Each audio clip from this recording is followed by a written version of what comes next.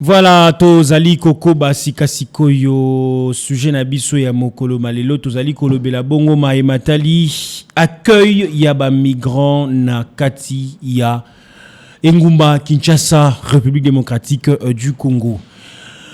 Est-ce que tokoki koloba ete gouvernement na biso ezali kosala makambo na ba sentiment to ezali koyeba eloko o ezali koluka kosalema?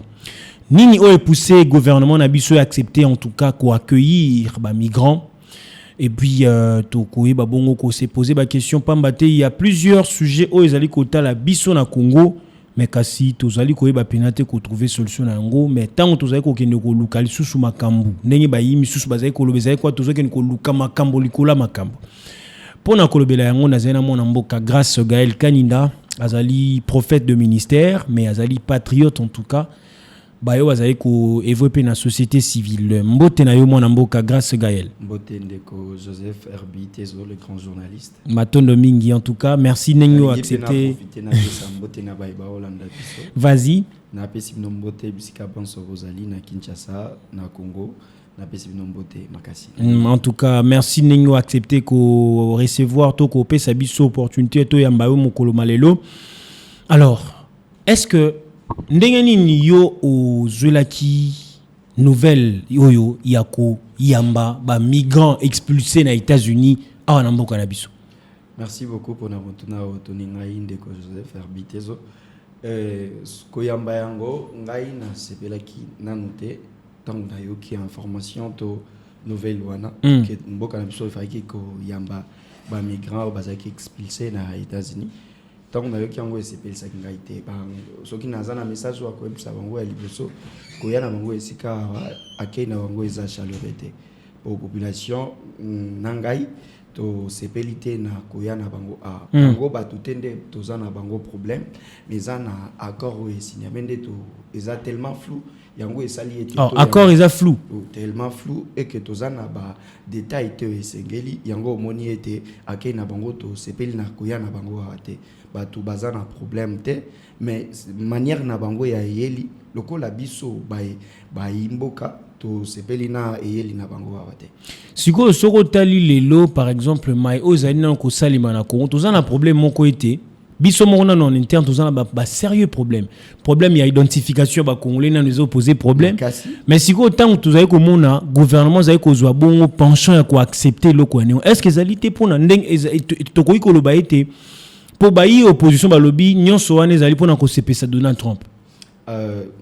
na ko kikoloba bongo mais na ko confirmer te parce que kolanda yango pe kolandela accord wana mokonzi mboka ye azali muto amayeli ya liboso ya mboka soki andimi ko solola makambo wana na Donald Trump je pense qu'il a visé aussi des intérêts pour nous le pays mais lokole yebanité yango ekocha biso moi mal à l'aise tozo bangete lobby ba accord wana ya ko réclamer biso mboka tozana na ba problème ebele awa inter ndenge o sali mention yango ya identification makambo eze ebele pona to kosolola yango na bandi awa makambo etal pe identification pona koyeba nani ni o baye awa na kolandela 15 personnes au ezolobama o baye déjà to yebite ba hoteli wapi eloko nini o batindeli bango awa po bazana ba pays na bango d'origine mais soki bazui RDC lokola pays bien sûr tozalaka bazobe bango pays transition donc lieu de transit na yebite soto komi porte ya transition pour permettre à toi téléporter pour akende donc RDC comme le roi Jésus pour voir Dieu nazo yebisa yo lokola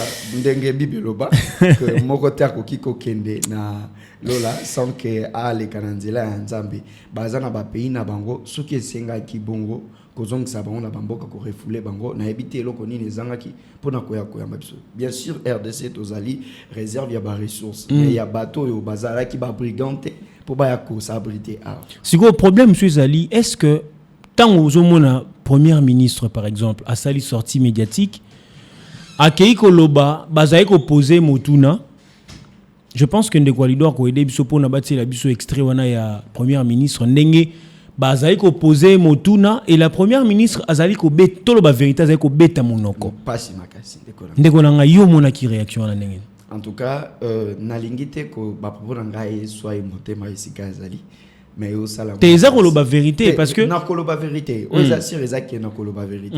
Mais comment on a réagir bongo, ça montre l'incompétence du pays. Pourquoi? Oh là là. Donc yo taxé premier ministre ça incompétent. En tout cas, na taxé le fait, na globalisé le fait. Pourquoi? Parce que ça montre. Parce que la première ministre s'engage le gouvernement tout entier. En tout cas, c'est ça.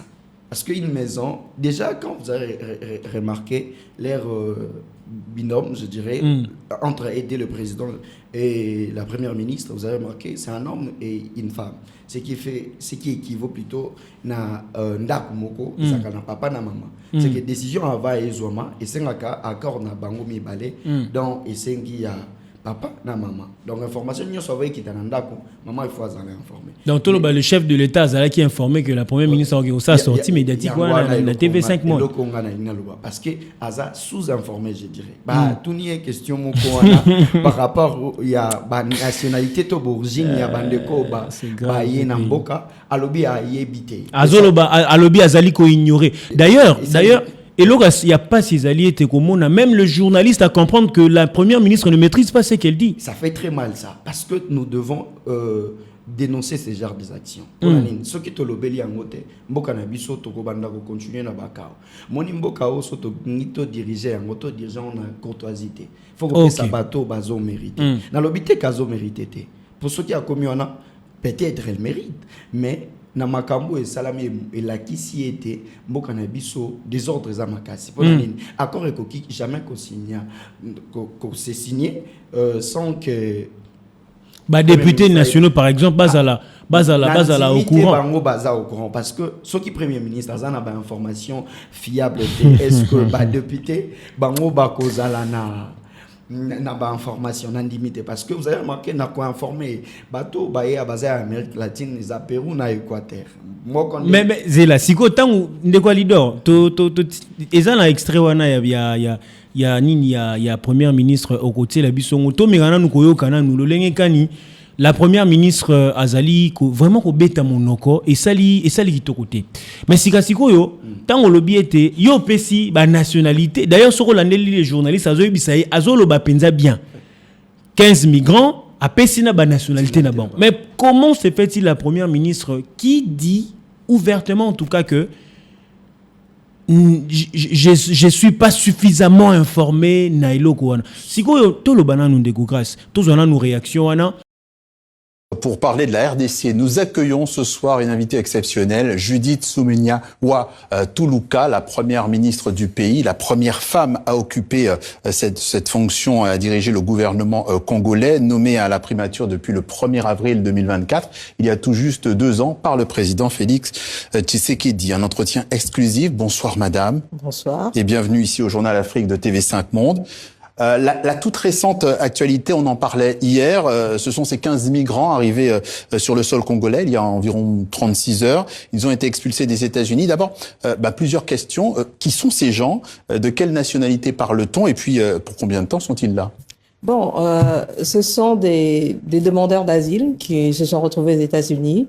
Et dans le cadre d'un accord entre les services de migration des États-Unis d'Amérique et la République démocratique du Congo, on a convenu de pouvoir les recevoir temporairement.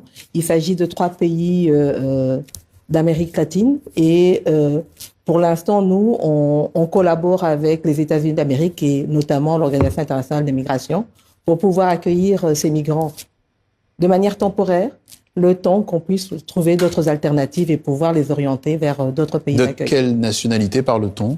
Il y en a... Ces 3 pays, si mes souvenirs sont bons... vous le savez pas pour l'instant? Non, Vous revenez pas? Bon.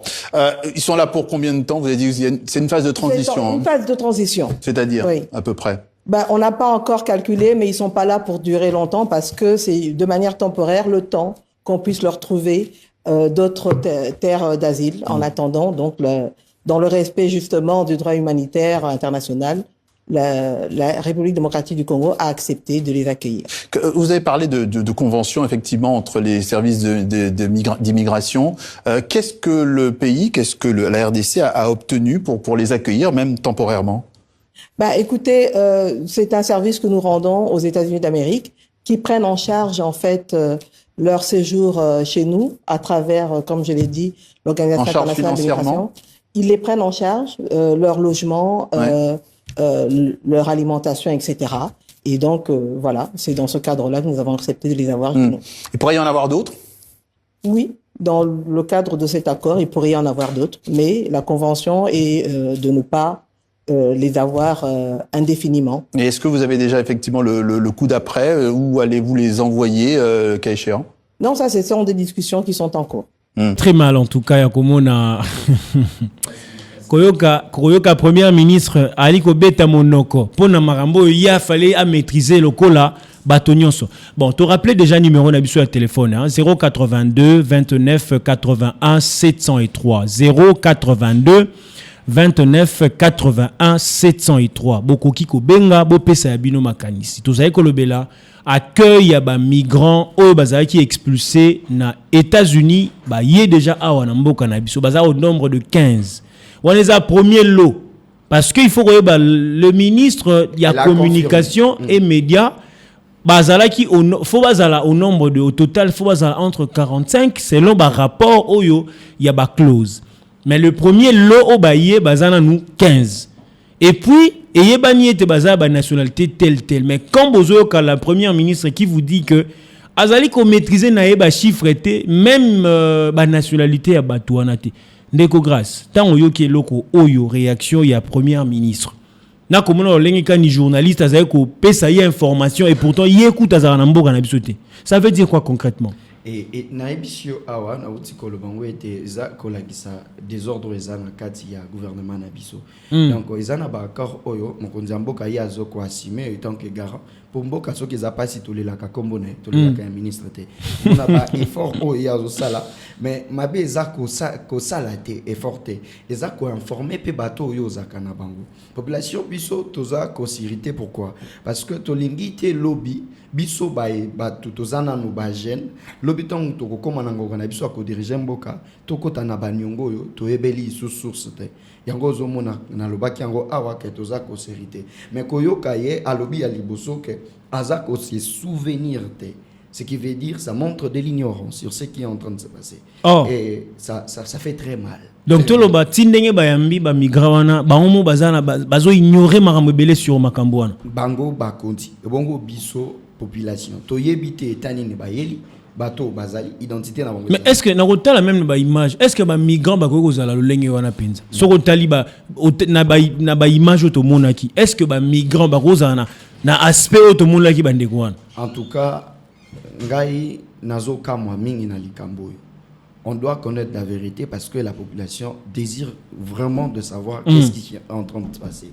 Pour ceux qui to yebi vérité te yango mona biso to ko lobelango kino to koyeba vérité parce que kota la bango boye ba migrant ozota la bango baza en bonne santé deuxièmement baza pe na bamboka na bango ya origine na yoki mama premier ministre koloba ete que elsa mboka ya transition donc bako luke la bango pays d'asile pas kozongisa bango sika oyo zela donc il y a une différence entre pays d'origine au senga mbazonga na pays d'asile. Pays d'asile eza esika oyo za ko senga esika ya kuvana donc mboko ya yote au sengi de monde balobi ba koluke la bango ezate ke ba kozongisa bango na pays d'origine ce qui veut dire ça reste à vérifier. Donc tout le baptiste donc batouana baza ba migrer expulsé pour bazonga ba mboka na bango te mais ba yende a pour baluke la bango ba pays d'asile awa en Afrique.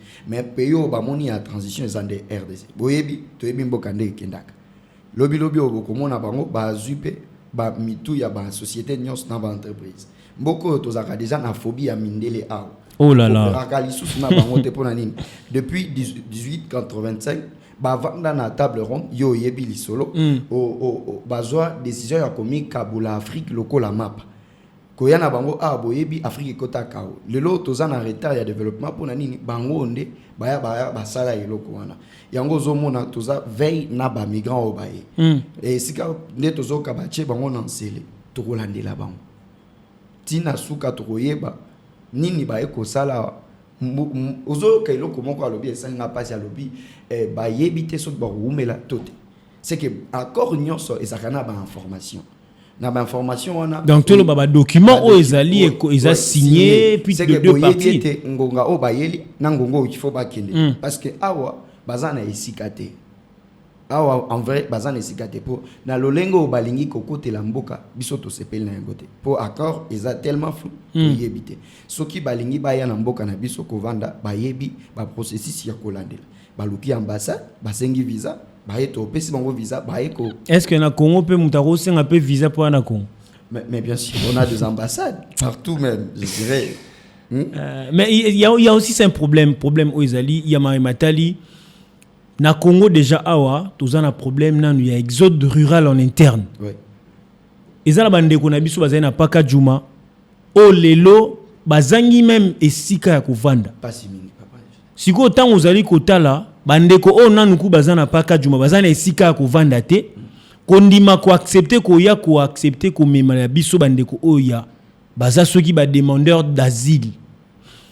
Ozomona te que ezali koluka sens contraire ya makam. Pourquoi ko privilégier bandeko o bazali ba expatrié mais en interne tozana ba o ti lelo bazana banda ko olala te. Ezo sala pasi ndeko Herbi na banzaki était ba kukai kolukela bango solution. Na lobaki na ba raison na ngai na lobi ko mema ba ya paka juma na commune Onsele eza ko espérer te que lobi Kinshasa ebonga. Parce que commune wana eza lokola espoir ya Kinshasa lobi. Wala Nsele. Ouais Nsele. Pona nini eza commune ezo ko sale masika. Ba action onyonso ya mabe eza na ba commune likolo. Kozwa paka juma on connaît bien l'image ya paka juma. Comme mango ya kuna eza ko signer déjà ko baby sengo. Na kolobela wana ata mokolo mosusu. Mais o eza pas eza que bango esika bache bango baza na esika te. L'état ba na éviter soki balandela ka bango. Kotala bango ndenge bazolela na ba vidéo na ba réseau o mona ki baza ko souffrir. Lelo na lingna lobelo komoko ba signé accord na Donald Trump. Lelo soki Donald Trump azate et que ba migrant wana baza. Suka na bango kozana ndeni. Pour elobi et États-Unis nde kozwa charge na bango ya kolia pe na ba logement na bango. Eza malamu mingi. Mais boni o ya biso to kozwa soin soki biso moko tozana problème na mboka. Faut ko koyeba ko salaka eloko na eloko nangonga nango pe na tango na. Biso moko tozana na ba problème ebele awa na kati ya mboka. Ba ebele ezaka awa na Kinshasa te bato apaka juma po bazaki na ba abri na bango. Ko ezaki ya leta ba bengani bango. Ba o esika bazwa mito ebite soki espace wana eza ya leta. Non, ti lelo soza na poids lourd au monde bande ko paka juma ba olala na bango wana. Bazola la wana parce que bazana esika okende te. Esika ba memaki bango eza muke ezo ko contenir bango te. Yango moni ba msusu batikali bazola la libanda basali banda kwa bakar. Donc eza pasi pona mboka. Kaka bango te bande ko na biso na Beni. Bazangi esika kovanda. Ba o bakenda ko batama na ba pays voisins na biso. Bazo kufa bazana ba pasi kolia eza pasi biso lieto traiter problème na biso ya mboka ozo remarquer toza ko viser extérieur ça fait très mal. Siko tangu ozo tala ndenge ndeko moka lobaki alobi komona mboka en lieu place to privilégier marambo eza ba intérêt na biso propre parce que na dossier oya koyamba ba migrants ba mboka msusu na Afrique ba refuser carrément. Par exemple Burkina Faso baboyi na bango koyamba ba migrants. Mais est-ce que biso deux fois ezali likambu ya tozana problème ya batu to tozana problème ya kozanga vision concrètement. En vrai, quand on a le problème, il y a bateau. Biso toza ebele. À Kinshasa, nous comptons plus de 15 millions d'habitants. Et kolanda kolobake kozanga bateau, eza bongote. Eza problème, il y a vision na koki kolo. Ponete ba mboko baboyi bango pe bazana problème ya sécurité na parti. Baza pe na ba problème ozo senga que ba occidentaux ba participer na ba problème na bango. Mais kobo na bango bazo reconnaître danger ya ba accord oyo autrefois ba sibira ba problème ya makasi. Yango mona ba sali rejet sans ko kitisami suna se. Soki na lobi oza sans ko ndimasoni. Accord oyo ngana na bandi ete eza idéalité to pesa importante pour na biso na ngonga o tozaleli ngonga o tozama makambo ebele ya kotraiter yango ngana kosenga na mokonzi mboka a revoir soki ekosenga est-ce que vous avez possible non parce que déjà ne balobaka na français les carottes sont cuites c'est la minute on est aux aboué ba migrants baza déjà awa ce qu'on ndenge bazali awa esengeli pe koyeba ndenge bazali awa après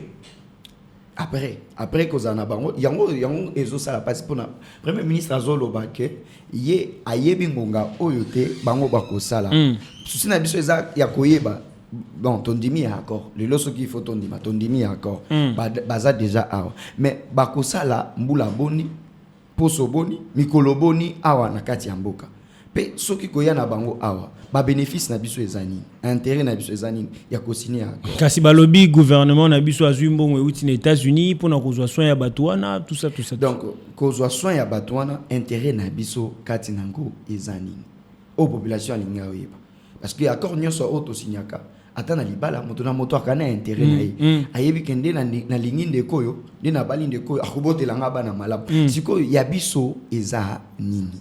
Est-ce que vous êtes sûr que ndeko grâce Gaël Kaninda bakoyebisa na bino population et loko o bango bazaye causer la sima ya ko yamba to ko signer accord pour être kopesa opportunité na ba migrants ba ya na mboka na biso mais soki bakoyebisa biso te tina na biso nini na mboka o parce que nous on doit être informés biso nde batuto pona bango ba diriger biso likamso ezali olobi mambo information awa talana nous contraste la première ministre azo kende ko luka ko kende ko expliquer makambo ya mboka na biso na chaîne mosusu ya libanda ya mboka mais awa na mboka est-ce que on a déjà première ministre a kitata nani a pe cette information sur sujet moko d'actualité o ezali ko tala mboka to bango bazara beaucoup plus ceux qui accueillis étrangers mingi bagina na France ne bagina ko ça ba sortie médiatique na ba même mingi pesa ba sortie médiatique grattée la seule fois on a mona kaye na TV to na ba chaîne biso kongiza na ba interview na tia comment on a été participer à l'émission mon kolobela pour expliquer quelque chose liant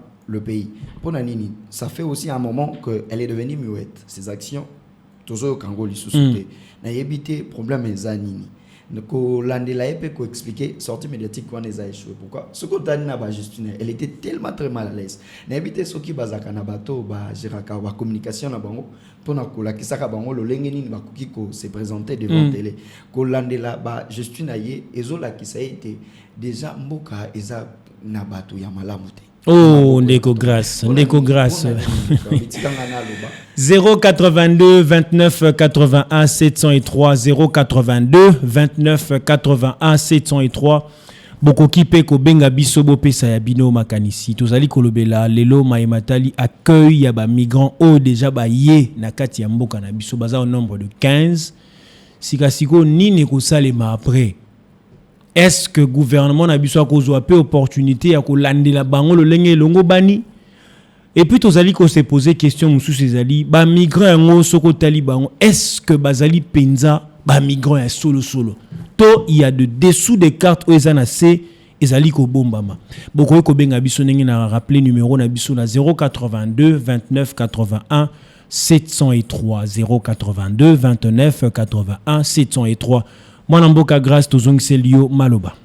Ndeko na ngai o eza makamoko il faut kolandela ngo na lettre parce que biso tozana posa ya koyeba en tant que population parce que soki batiki biso na ignorance to boyi lobi tokota na nyongo na États-Unis. Oh poyo toyebani très bien États-Unis aza parmi ba pays o baza makasi mingi lo biso tokoti problème na tozana na capacité ya kobundisa oyo bandeko na biso ya mopanzi ya Rwanda te pona ko récupérer ba territoire.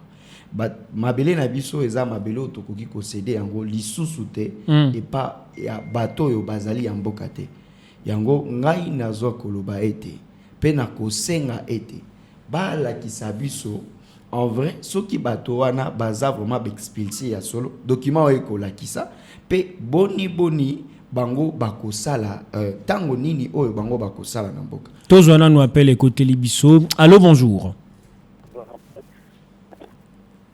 Allô? Oui, allô, bonjour. Mbote papa obengi biso api kombo nani? Merci beaucoup na média na moi na munga fula. Enchanté papa. Merci beaucoup. Donc on a continué le ngana ko lo vraiment c'est ça la passe. Parce que biso toza ba congolais ba koko ba bundela kimboka na biso. Tala na premier président qui na lelo nanu ba salela écoute statistique. mais bozokende kondima contre oyo ezaki bato baza na bango mosika biso kosizana na kati ya mboka na biso tosouffrir mais bokende kosinye contre boyebisaka biso mpe bapopulation te eske bokambaka bino moko to bapopulation bazalaka mpe important eloko na te kuna na premier ministre ye moko otalaka ye moko abiyaka kitoko na tv mais tala bandeko ne nyonso bamama baza na kati ya mboka tala nde balataka na soni na mawa nzambe abatela kini ezala. Merci beaucoup papa depuis commune ya Mongafula à PCI Makanisi 082 29 81 703 082 29 81 703 Bokoki Kobenga Bopesa pe ya Bino Makanisi tuzali kolobela accueil ya ba migrants oyo déjà bazana sol congolais nini kosalema après ndeko grâce Gaël Kaninda toki ndeko ya uti Kobenga biso a PCI intervention tous appels sous appel mon côté libiso. Allô bonjour. Bonjour papa, Nazana commune Ntele, comment nanga prof Ernest. Enchanté professeur Ernest depuis Ntele, tozali koyokayo. Na lodi boye batwana vraiment toujours c'était la coup de thé. Donc wana eza ba idée moko ya malamu te na kata mboka na biso tozana kata bosepe nango te. 082 29 81 703 082 29 81 703 Bokoki Kobenga Bopesa pe ya Bino Makanisi ndenge bandeko oyo bazali kobenga biso bazali kopesa ya bango Makanisi. Allô bonjour. Oui bonjour. Bonjour monsieur kombo nani bengi biso api Makanisi na yo. Enchanté papa nanga tozali koyoka yo. Oui na yo. Oui. Premier ministre Tanazobeta Monoko, est-ce qu'il y a un contrat nanté qui va nous faire pays étranger basé na RDC? Est-ce qu'il y a un contrat? Et on est dans une posa na iba réponse. Merci beaucoup mon amboka pona motuna na yo 082 29 81 703 082 29 81 703. Vous pouvez appeler pour réagir sur ces sujets que nous sommes en train de débattre avec notre invité. Tozali kolobela Maïmatali accueil yaba migrants au bazalaki expulsé na mboka ya États-Unis bazali bon awa na mabele na biso ya Kinshasa. Selon communication ya ministre ya communication et médias porte-parole du gouvernement, il y a loba qui était bazali bien pris en charge par le gouvernement américain, mais aussi il n'y a aucun danger pour la population congolaise. Mais curieusement, Tomoni, la première ministre, Azali Siko, chef du gouvernement, a salipé sortie médiatique naïe, mais la sortie médiatique qui a première ministre sur ces dossiers à accueil à migrants, Tomoni était la première ministre est en train de balbutier de Tobalingala, aliko beta monoko. Tozwana nous appelle aux échos côté la biso mo ebele. Allô bonjour. Oui, bonjour. Bonjour papa Kombonani, obengi biso api Makanisi na yo. Na bengi na commune ya Nsele. Enchanté. Ya ngai mutuna ngai ezali epa ya président ya république. Est-ce que mboka oyo eza ya ye mokoto mboka eza ya population? Parce que bandeko na biso baza a nan o ba uti na paka juma a jusque là bazwa place ya kofanda te babengana bandeko na biso na Brazza Angola bazwa ba place ya kofanda te bon ba oyo akei kozwa azotya bango place nini baza ya loger na compte ya nani na compte ya gouvernement to na compte ya États-Unis. Merci beaucoup mon amboka pour la contribution na yo 082 29 81 703. Allô bonjour. Allô. Allô bonjour. Bonjour papa kombo nani obengi biso api Makanisi na yo. Oui monsieur Paul na bengi na Mongafula comme la Mongafula. Enchanté monsieur Paul tozali koyoka yo.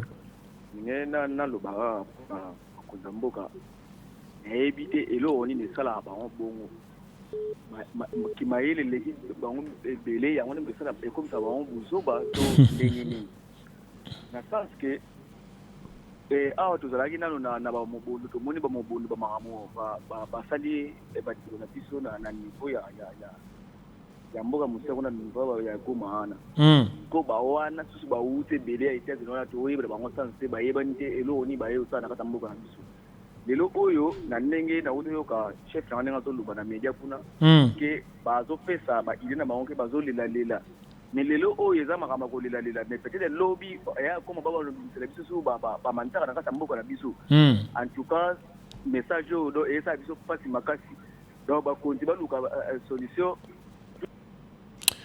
Merci beaucoup. 082 29 81 703 082 29 81 703. Vous pouvez aussi appeler Kokipe Kobenga Biso Bopesa Yabino Makanisi. Allô, bonjour. Allô. Allô, papa Mbote Obengi Biso Api. Enchanté, papa. Depuis commune, il y a Kinsenso. Tous allez koyokayo. Vie sociale d'abord ya mboka na biso awa bazoko ko simba ngote bongo nde ya batu mususu ya ba mboka mufainde yango ko simba. Merci beaucoup papa pour na makanisi na yo. Ofuta ya batu kutawa na mboka bazoko ko futa bango amon bazofuta bango amonen de sense. Bongo ba biso moko awa batu bazana ba problème baza ebele bazoko ko sali ko silisa ngote nde bakende ko silisa batu mususu.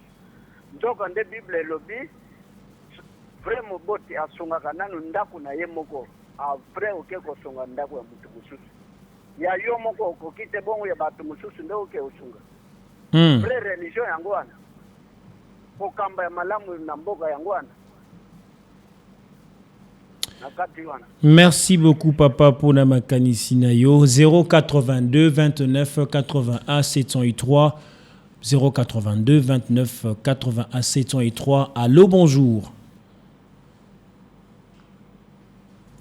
082 29 81 703 082 29 81 703. Bokoki Kobenga Bopesa pe Yabino Makanisi Nabande Koloba et Sika Wapi tous on nous appelle le côté Lebiso Lisusu. Allô, bonjour. Nabane Koloba Awa, la première ministre a PCIE version de fait. Kolanda Makambo, la première ministre a Lobaki. Na o le ministre porte-parole du gouvernement. Tous on appelle les côtés Libiso.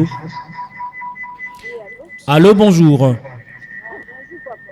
Bonjour maman, diminuez juste volume ya radio et Togoyo Kao Malamu Penza. Allô?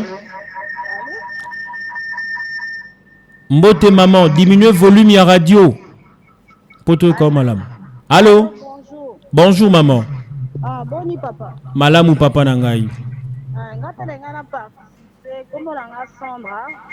Nazana Kitambo Magali. Enchanté maman Sandra, tous allez Koyo Kao. Merci papa. Naina loba pona mboka papa. En tout cas, les a participé mawa. Na RDC nzamba zalaka a. Ko zano na mawa na mitema. Maman Sandra accueillie malheureusement 082 29 81 703. Maman Sandra Sorozonge Libiso, faut diminuer juste volume. Il y a radio Poteto Kayo Malamu 082 29 81 703 082 29 81 703. Bokoki Kobenga Biso. Pour participer à sujet. Allô, bonjour. Allô. Neko grâce Gaël Candidato Zongisi. Bonjour. Allô, bonjour. Bonjour, Ndeko Tezo. Bonjour, moi Namboka Pachorama. Merci pour notre antenne. Bon, là, il y a le baboya. Tozai Koyoka. Au gouvernement Sali, les Araneti, papa mon voisin à Katanda pour na bananaye. A fouté non bananaye ni na validé, a que fouté là ba voisin. Yango ana tubuni. Yango ana pena po solo ba paka juma ba congolais. Vraiment.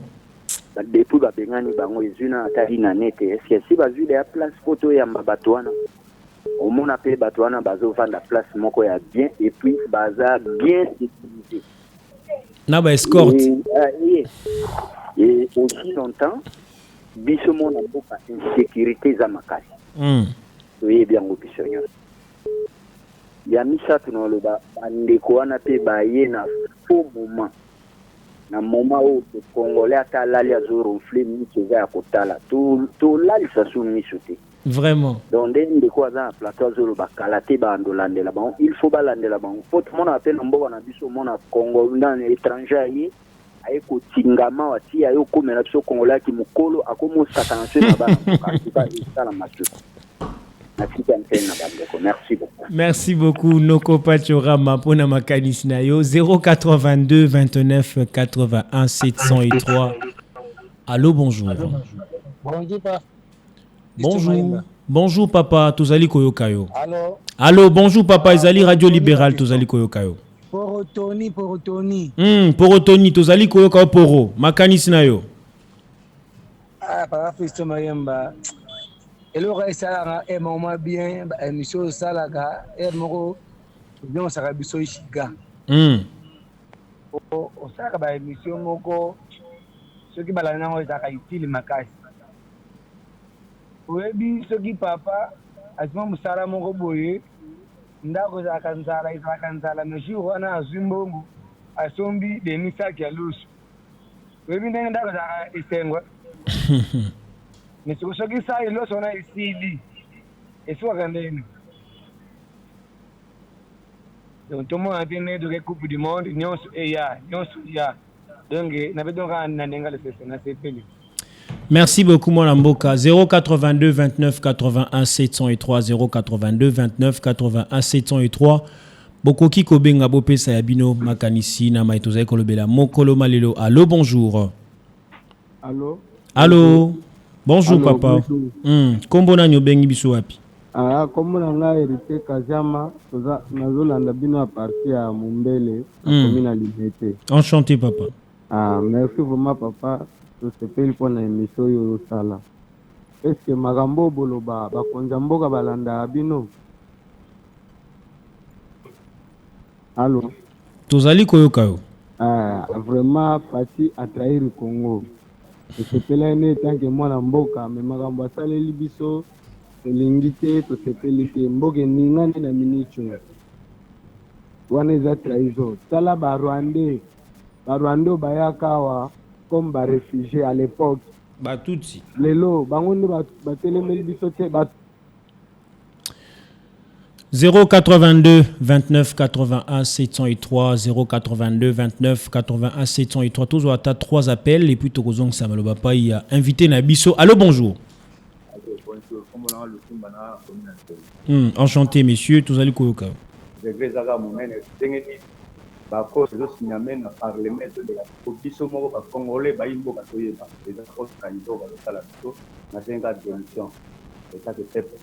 Au Seigneur va démissionner.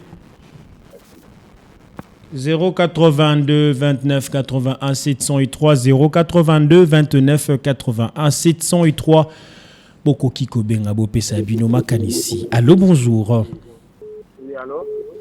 Oui, bonjour papa, Tozali Koyokayo Makanisi nayo. Muya Makanisi nanga ezali ndenge noko pato maloba bikaka. Ngai pour LK mobala mama ladi. Papa pour MK mobali ya mama ladi, mbote na mama ladi. Pour MKK, il te pèse na maman l'a dit. 082 29 81 703 082 29 81 703 Bokoki Kobenga biso. Bo partager na biso sujet mokolo malelo. Allô, bonjour. Allô, bonjour. Bonjour papa, kombo na nyobengi biso api makanisi na yo. Matondo mingi. Biso yo to réfléchir kana sens moko ndenge. Tozali koyoka. Bato bango balibane bayao bazo économie ya mboka. Siko bango ndenge baye soki bango basisa guerre. Siko tolela lisusu. Ni gouvernement bano panza bagarde nyonso. Vraiment. Biso toyeba. Soki américain muzakindi bango awa yende azolinga si akotisa pe awa. Soki bango nde bato wana baye bato basisa guerre. Siko tokochange maloba mpe tokosandeli. Bolobi bana ba santé bien ba aussi États-Unis bon ba tindi ba ngwa ba su ba péruvien sur bana au premier ministre a donc maîtriser tout ça hein celui ba toi ba yé na obi ba on ba aussi sa guerre ndeba ina plan ya usala bilanga awa po biso mo to ko usala bilanga ti siko faute za nani so yo moko usala bilanga te ya wala lobi biso to ko usala bilanga ti siki ba ba yende basala bilanga ba pesa biso ba plan ya usala bilanga na mboko ko changer maloba beto usani kuna ba mboka to kuja to kima gindo aussi c'est quoi chose à la calme konja mboka ayebelo kwa sala ayebi ndenge bato na ba ya to sika ba vantir papa voilà. Merci beaucoup papa depuis commune ya Makala 082. Allô bonjour. Allô papa mbote obengi biso api makanisi na yo. Allô bonjour papa obengi biso api makanisi na yo. Ngai depuis commune ya Kalamu na lingi na pesa pe mo kanisi na ngai baka boni.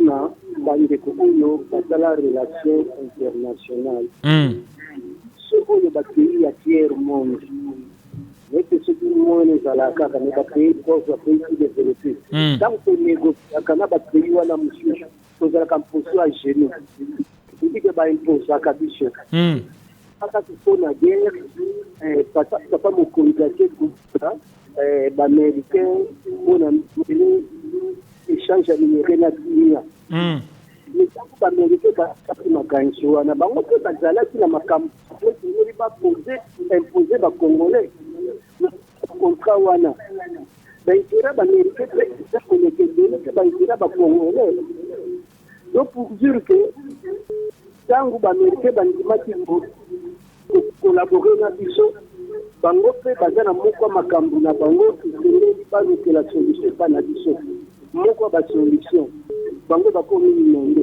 mali baza pays monene po baresile mpono bamigrant bapropose sikoyo pas vrai na biso akoboya likanisi na ndenge balobi ke bango bakozwa bato na bango en charge biso bamonika problème espace bino koza na baespace kozwa nano bato wana ese baza nayebi te c'est un peu ça.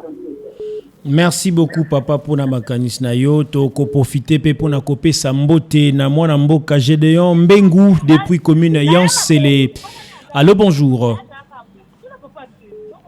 Allô. Allô bonjour. Tozo appelle ya Souka pour être tozo sasiko maloba et pas ya. Allô bonjour. Allô. Oui, bonjour papa obengi biso ya piko bonani. Merci. Ngai papa Philbert. Enchanté papa Philbert. Enchanté papa. Mbote na biso. Mbote papa. Na tuni boye papa. Depuis tozaka na ambassade ya Amérique bazalaka na mbuko. Papa ilalisa ngai nano oyo compagnie d'Amérique bati basala biso. Société ngo akadini. Ba Américain il faut imposer kaka ba dirigeants. Donc pendant l'indépendance des Arabes.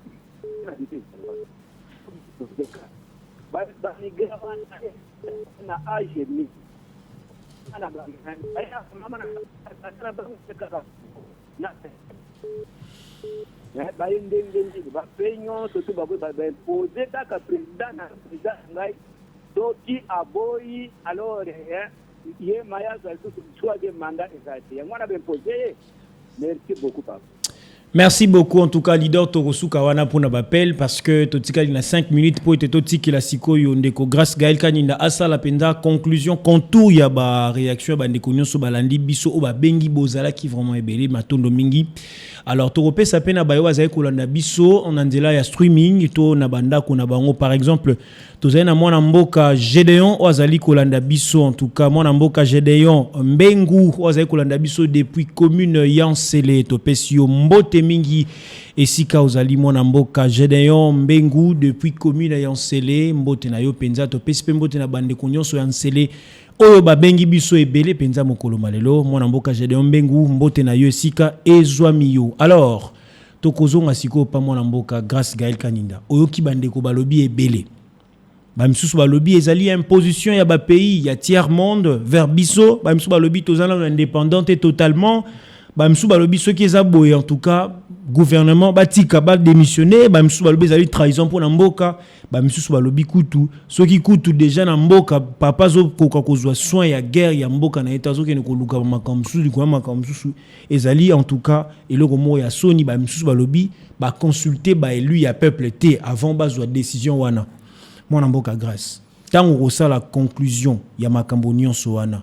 En attendant, topesi pe mwana mboka Joseph Mfusu wazali kolanda biso depuis toujours commune en Sélé bozali penza ebele topesi pe mbote mwana mboka Joseph Mfusu wazali kolanda biso. Alors mwana mboka grâce Gaël Kaninda tozong selio maloba. Merci beaucoup le grand journaliste Joseph Herbitezo kolanda baye mboka vous sentirez que affaire eza na kozongo na légèreté. Justement Moni était population à CPL na yangote. Sur 100%, il y a appel to yambi awa na plateau na biso na radio na biso au remarqué te motonyo so ba vi na eza contre ya accord. Biso toza na problème tena mokonzi mboka to pe na ministre na biso mama Judith Simino. Toza na problème mon côté. Problème na biso eza ko se résumer na fait ya ko signer accord o eza tellement flou. Na miso na biso population biso il fallait que tous en informer pour na biso population tous a victime ya ba makambu ebele awana mboka tous a d'abord na problème il y a insécurité tous a na sécurité ya malungate tous a na problème il y a économie problème il y a territoire la territoire na biso ebele ils a occupé et y compris le chômage des jeunes et tout ça na biso liste eza tellement moulaï que le loko zo soin ya ba ya mboka mususu. Mais Balobi, c'est le gouvernement américain qui engage justement les dépenses liées à tous ces expatriés ou expulsés des États-Unis. Rien ne nous prouve que Bango... Mais il y a eu des accords, il y a des textes. Il y a eu des accords. Qui est cette personne qui va nous affirmer ou de l'être? Parce qu'à chaque fois il y a des accords, article et ça signifie que les États-Unis signé que tout ça c'est par la bouche.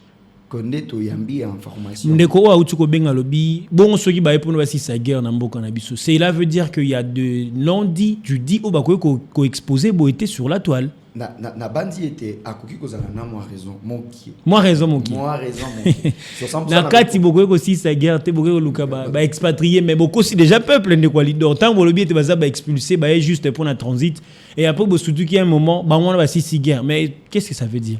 Ngai osanga pasi pour tozaka déjà na armée na biso ba général ba généraux bazali tozana bato ba kambaka armée na biso kozelela ya bato libanda eza moi pasi ou boni accord ba signaki ya paix tisikono to récupérer ba territoire na biso msusute oza ko remarquer te ba wazalendo ba ko sala effort mingi pona ko récupérer ba territoire koloba ete ko soki ba epo ba sil sa guerre biso mokonde ya liboso ya ko za décision ko si sa guerre toza ko espérer na mutu moko ya libanda te ce qui ont remarqué ba accord wana evisaka toujours intérêt na bango liboso parce qu'on dit en politique même en relations internationales il y a que poursuite des intérêts. Oui.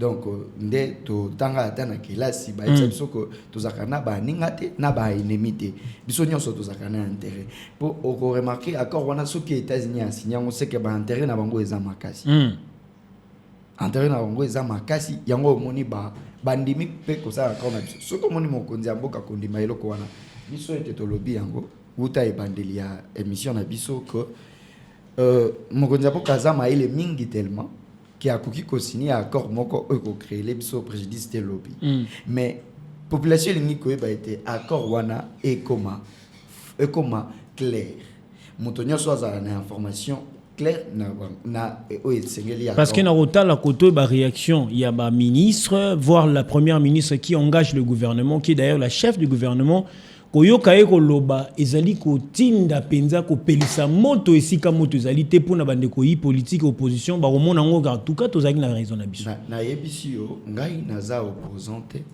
naza na ngape moto ya majorité te nga naza juste analyste kolandela makambo yo mboka oyo on a d'abord déjà un problème des opposants ko ça tout ça la opposant hein on a eu quand même un opposant à péter. Donc, ce qui veut dire opposition, il y a mboka oyo, et ça vraiment ma qualité.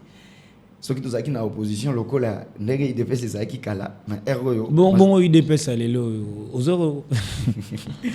Toi qui voto Augustin Kabouya le bibotika maman ministre premier ministre Kimia makambo lobaki ezate pour na baza ko viser des chefs de l'État. Papa ko viser chef de l'État, on n'a pas un problème. Aucun de comment ko le biso to linga ki mais oza ko trahir mboka. Parce que souveraineté na biso il faut to battre lango. Ba territoire na biso il faut to battre lango. To lingi ko pesa lisusu mboka na maboko mopaya te. Parce que to yebi ete mboka oyo e kambabi mingi na maboko bapaya to yebi ba sort o to zana ngolelo victime. Et l'autre to zana ba problème ya ba musala oyo lobaki. To zana ba problème ya kolobate iza yango biso ba jeune to za ko vivre. Kozo musala il faut zala na ndeko to na moto moko quelque part pour apesa yo.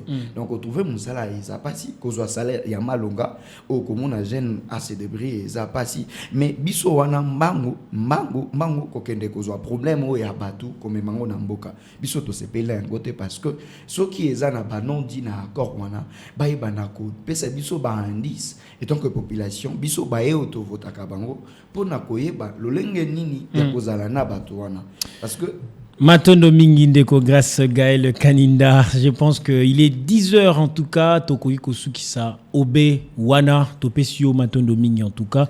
Je pense que Ezali Mbala Liboso Tepe Asukate Tope Sepe Mote na bandeko nonso babenga kibiso na Ntsele Kinkole Maluku na Kinsenso na Makala na Bumbu na Selembao na Kimbanse ke Tope Sibino. Merci mingi, merci na Lidor Samba Tokutani Mokolo Malobi na basuje misusu soki nzambe abateli bisote bezala ki yabino radio libéral FM na micro zala ki ndeko RBT zomona mboka et bisoto zali la radio libéral FM la 89.4 MHz le son du Congo profond soki to lingine mboka to sangana biso na swelongo papate mboka oyo ezali ya biso nyonso.